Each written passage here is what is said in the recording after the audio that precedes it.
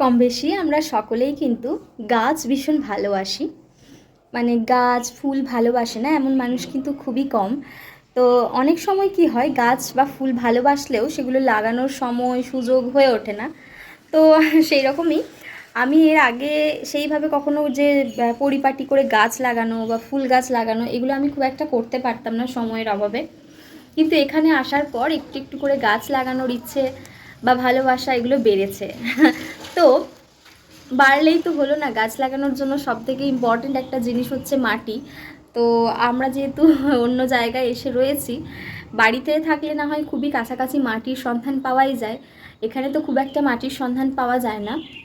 মানে আমি পাইনি, পাওয়া যায় না, না এদিক ওদিক হয়তো খুঁজতে হবে, কিন্তু এখানে নতুন জায়গায় কে খুঁজতে চলেছে মাটি, তাই না? তো আমার পাশের বাড়ির এক দাদাভাই আছে, ওনাকে আমি জিজ্ঞাসা করেছিলাম যে দাদাভাই এখানে মাটি কোথায় পাওয়া যাবে, আমি কিছু গাছ লাগাতে চাই। তো দাদা বলেছিল যে ওনার কাছেই মাটি আছে, উনি আমাকে মাটিও দেবেন। আর দাদাভাই না অনেক বড় একটা বাগানও রয়েছে। এই মুহূর্তে উনি বললেন ওনার কাছে 200 রকমের গাছ রয়েছে, মানে 200টা গাছ রয়েছে। আর ছাদ ভর্তি ওনার এক এক ছাদ টব, ফুলের টব। তো উনি আমাকে এই এতটা মাটি সঙ্গে এই টবগুলো, এখানে তিনটে তিনটে করে 6টা, এখানে 3টে 9টা টব আছে, আর সঙ্গে এটাও দিয়েছেন। ওটার কারণটা কি সেটা আমি পরে বলবো, এই আলুর বস্তাটা উনি কেন দিয়েছেন। কিন্তু হ্যাঁ, শুধু এইগুলো না, এইটার সাথে সাথে উনি আমাকে এই একটা ছোট্ট টগর গাছ, এটাও কিন্তু গিফট করেছেন। 2 দিন হলো। আর এই 2 দিন থেকে আমি এই গাছটা এখনও লাগানোর সময় পাইনি। তো আজ ভাবলাম এই গাছটা লাগাবো, এই টবটাই লাগাবো। তো এইটা আমাকে একটুখানি পরিষ্কার করে নিতে হবে। তো ওই ফুল গাছটার জন্য আমি এই সাইজের টবটাই নিচ্ছি। ভিতরটা আমি আর পরিষ্কার করলাম না, এই বাইরেটা একটু ভালো করে ধুয়ে নিয়েছি।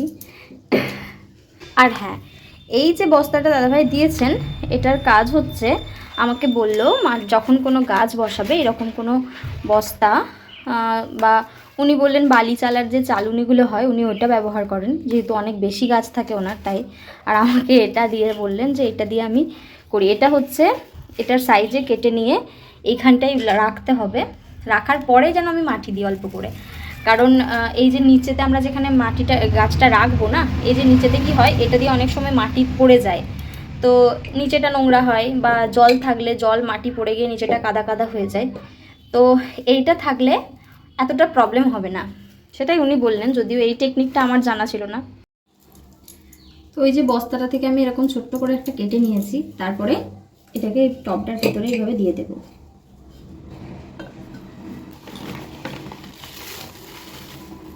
কিছুটা পরিমাণ মাটি নিয়ে প্রথমে এর মধ্যে দিয়ে দেব।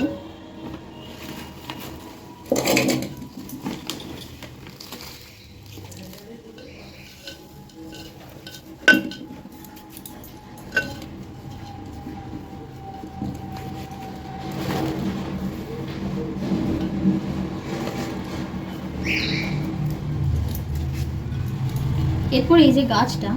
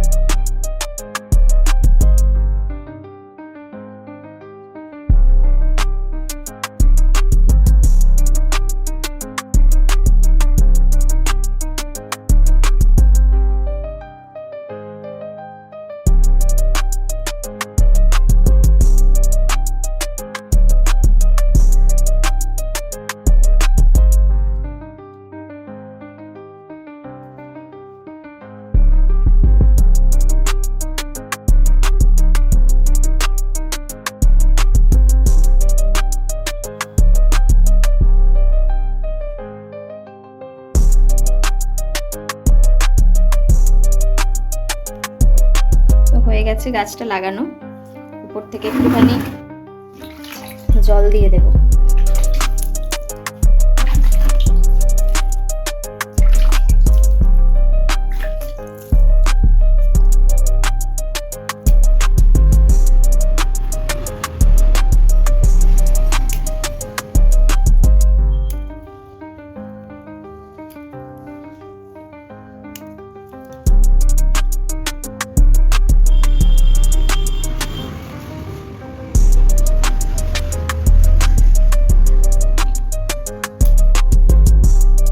আসার পর আমি এইভাবে ফুল গাছ লাগিয়েছিলাম, তেলের বোতলগুলো এইভাবে কেটে কেটে।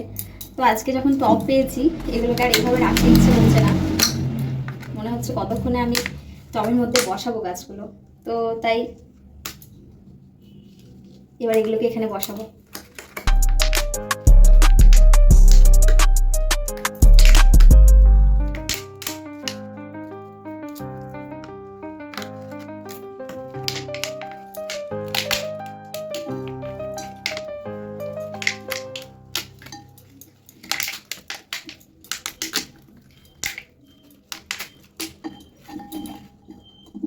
গাছটার শিকড়গুলো কি সুন্দর, কত নিচ পর্যন্ত গেছে।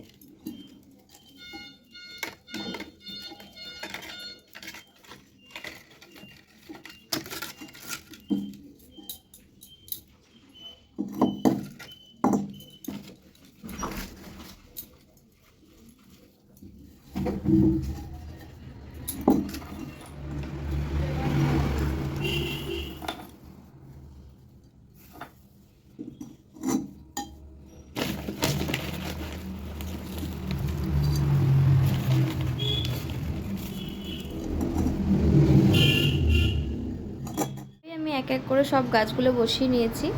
এটা টগর গাছ, আর এই দুটো গাছ আমার কাছে, দুটো না, আর এই গাছটাই, তিনটে গাছ আমার কাছে অলরেডি ছিল।